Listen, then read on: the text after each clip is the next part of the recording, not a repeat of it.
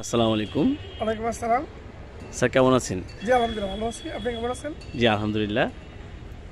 সুপ্রিয় দর্শক শ্রোতা, আমি এখন আছি ভারোই দ্বিমুখী উচ্চ বিদ্যালয়ের সুযোগ্য প্রধান শিক্ষক জনাব কামরুল ইসলাম সেলিম স্যারের বাসায়।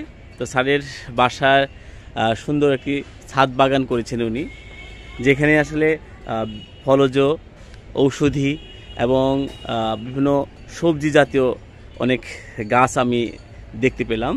দেখে খুব ভালো লাগছে। মাঝে মাঝে ফেসবুকের মাধ্যমে দেখি যে স্যার তার বাগান থেকে বিভিন্ন সবজি সংগ্রহ করছে। আসলে নিজে চাষাবাদ চাষ করে যে সবজিটা উত্তোলন করে রান্না করে খাওয়া, এটা আসলে একটা তৃপ্তির জায়গা। বর্তমান সময়ে আমরা দেখি বিভিন্ন সময় সার যে হারে প্রয়োগ করছে, যা আমাদের দেহের জন্য কিন্তু অনেক ক্ষতিকর। তো আমি স্যারের এখানে দেখতে পেলাম যে তিনি কিন্তু নিজেই সেই সারটা, জৈব সার তৈরি করে সেই গাছে ব্যবহার করছে। তো আসুন আমি স্যারের সাথে আবার এই বিষয়টি কথা বলি। স্যার, প্রথমে জানতে চাচ্ছি এখানে আপনার কি কি ধরনের গাছ আছে আপনার এই ছাদ বাগানে? আমার এখানে প্রায় 43 পদের গাছ আছে। জাম গাছ, লেবু গাছ, লাউ গাছ, সিম, টমেটো, বেগুন, ধনিয়া, পেঁয়াজ, আবার প্রায় 42-43 প্রকারের গাছ আমি লাগিয়েছি। আচ্ছা আচ্ছা আচ্ছা। আমার গাছ লাগানোর শখ, গাছকে ভালোবাসি এবং মৃত্যুর আগ পর্যন্ত গাছকে ভালোবাসতে পারি।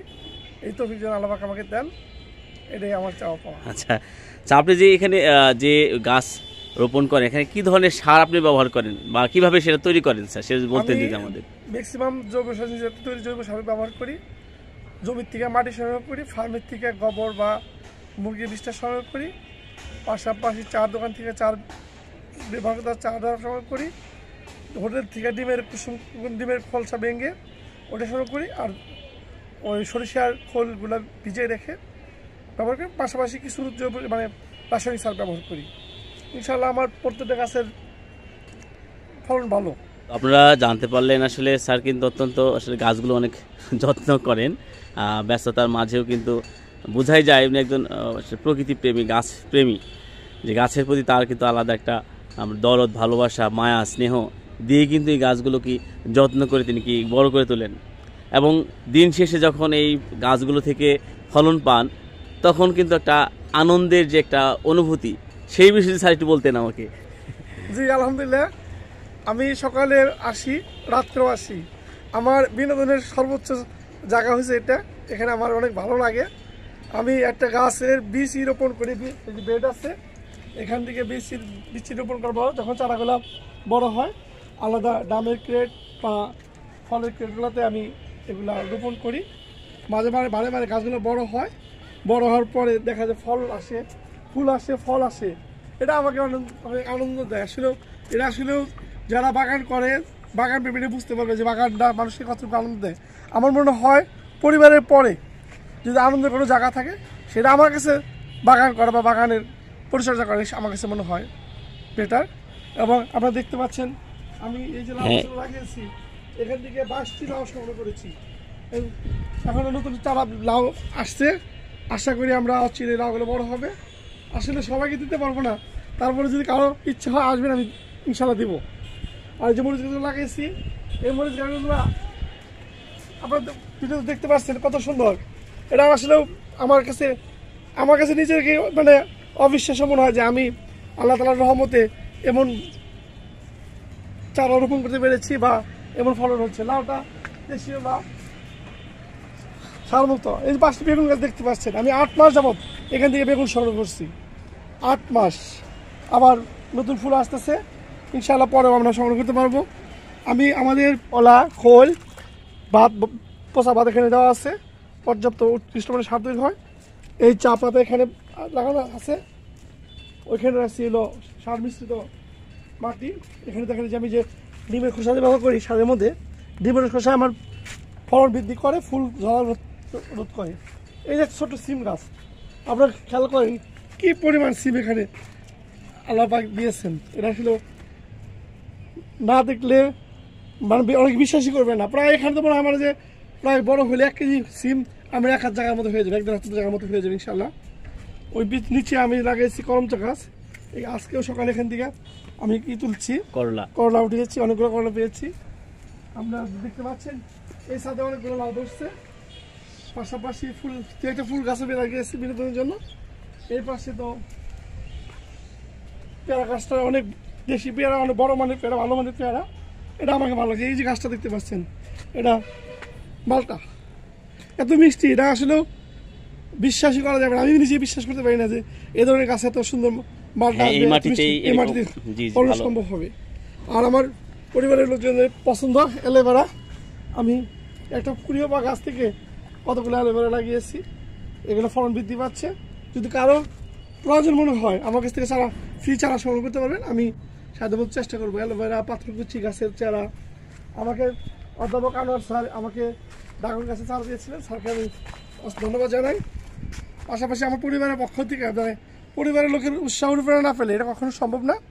এই যে রাকিব, ওর কর্মব্যস্ততার মাঝে মাঝে মাঝে আমি যখন ওকে আসতে বলি ও আমাকে সময় দেয়। আসলে এককভাবে সম্ভব হয় না, ওদের সহযোগিতায় আমি ক্ষুদ্র পরিসরে এটা দাঁড় করতে পেরেছি। যেন নষ্ট না হয় সেই জন্য আমি যে কাজগুলো করেছি লোহা দিয়ে আগে হাসা বানিয়েছি। ওইখানে দেখেন, ওই পাশেও দেখেন যে ছাদ পানি পড়লে সঙ্গে সঙ্গে রোদের তাপে শুকিয়ে যায়, আপনি ছাদ নষ্ট হওয়ার কোনো সম্ভাবনা নাই। আর ক্রেটগুলো ফালানো যাবে, অনেকে ফালায়, বাসায় থেকে ফালানো যায়, আমি ক্রেটগুলোকে ব্যবহার করেছি। কোনো কোনো ক্ষেত্রে আমি মাটির ইয়ের মধ্যে যে আপনার সিমেন্টের ব্যাগের মধ্যে মাটি ব্যবহার করেও গাছ লাগিয়েছি, সেখান থেকে আমি ভালো ফলন পাচ্ছি বা ভালো চারা উৎপন্ন হয়েছে। আমার কথা হলো কোনো সম্পদকে আমরা নষ্ট করবো না, সেটা ছাই হোক, মাটি হোক, আর গাছের পাতা মতো। আমি আরেকটা জিনিস ব্যবহার করি, পেঁয়াজের খোসা, ওটা পানিতে পানিতে ভিজিয়ে রাখলেও ওটা উৎকৃষ্ট মানে সার পাওয়া যায়। ধন্যবাদ স্যারকে।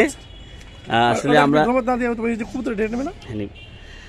আসলে আমরা আসলে বিষমুক্ত খাবার কিন্তু স্যার নিজেই তৈরি করে কিন্তু খাচ্ছেন। এটা কিন্তু আসলে আমাদের এখন গ্রামগঞ্জে আগে আমরা দেখতাম যে আমাদের বাড়ির আঙিনাটা ব্যবহার হতো, তো বর্তমানে আমরা সেটা কম দেখতে পাই।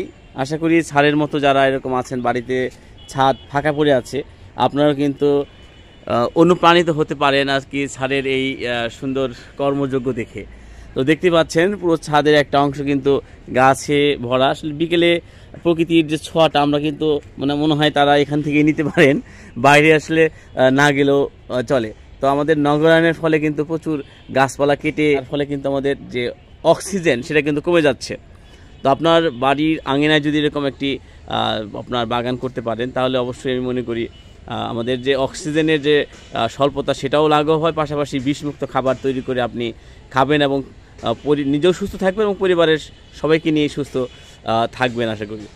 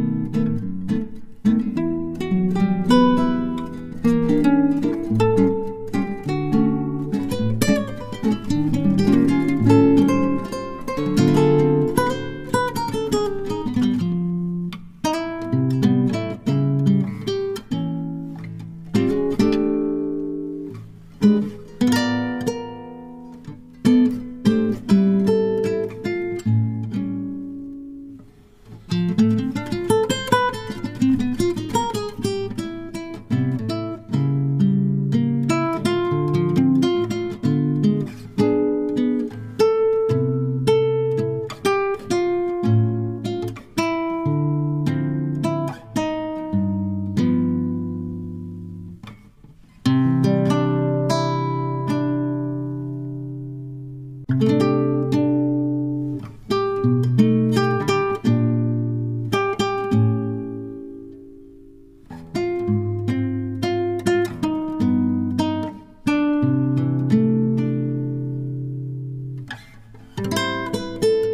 চলুন আমরা স্যারের যে কবুতরের একটা ফার্মটা আছে সেটা দেখে আসি। হ্যাঁ দর্শক শ্রোতা, দেখতে পাওয়ার জন্য সুন্দর একটা সুব্যবস্থা করে দিয়েছে। এখানে বিভিন্ন জাতির মনে হয় কবুতর আছে। বর্তমানে এখানে কত জোড়া কবুতর আছে স্যার? এখানে 21 জোড়া। 21 জোড়া কবুতর আর কি স্যার এখানে মতো আছেন।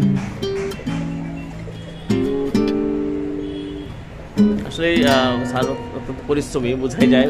সারাদিন স্কুলের পরে এসে আবার সকাল বিকাল এদের যত্ন নেওয়া, খাওয়ানো খুব কষ্টসাধ্য আর কি। তারপর স্যারকে ধন্যবাদ জানাই যে আসলে এটা শৌখিনতার একটা বিষয় আর কি। সবাই কিন্তু বিষয়গুলো পারে না।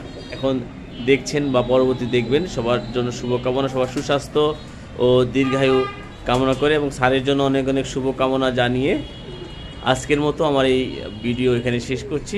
আসসালামু আলাইকুম।